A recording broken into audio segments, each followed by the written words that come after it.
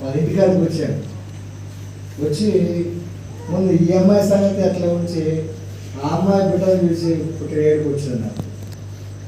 దేవా, ఈ కుటుంబం పట్ల కనికరం చూపించిన ఆయన అని చెప్పి ఎందుకు అట్లా అన్నానంటే, మన మన పెద్దోడు సంతోష్ కుమార్ ఉన్నాడు కదా, సేమ్ అంతే ఉంటాడు. బాగోలేదా అంతేనా? అట్లా ఉన్నది.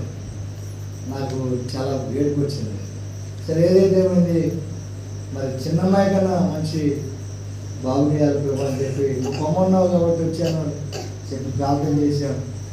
దేవుడి కృపను బట్టి ఈరోజు ఒక మంచి సేవకుని పేరు, ఒక మంచి పడుదల కలిగిన, పంథము కలిగి ప్రార్థన చేయగలిగిన ఒక మంచి దైవజనుడి పేరు, ప్రవర్త పేరు పెట్టడానికి దేవుడు కృప చూపించాడు. ఆ రోజు కాలకట్న దేవుడు నాతో మాట్లాడిన మాట ఏం పోతాడు అని ఉంటే, ఆ రోజు నేను పొయ్యి ఉండకపోయి ఉంటే ఈరోజు పేరు పెట్టిన నాకు ఉండేది కాదు. దాని సూత్రం పడింది కాదు. మరి మీ పెట్టి కుమారుణ్ణి అన్ని రంగాలని చక్కగా పెంచండి. చక్కగా దేవుడి సన్నిధిలో నమ్మకంగా విశ్వాసంగా మన మందిరం అక్కడే ఉంది, మన మందిరం అక్కడే ఉంది. వెళ్ళండి, ఎవరేమనరు.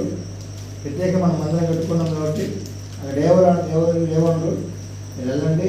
అక్కడ ఎన్ని గంటలకి ఆరాధన జరుగుతుందో అది తెలుసుకోండి. 10 గంటల 9:30 టైం తెలుసుకొని వెళ్ళండి.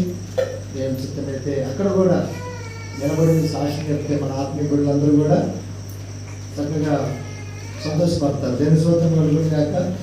హల్లెలూయా. మంచిది.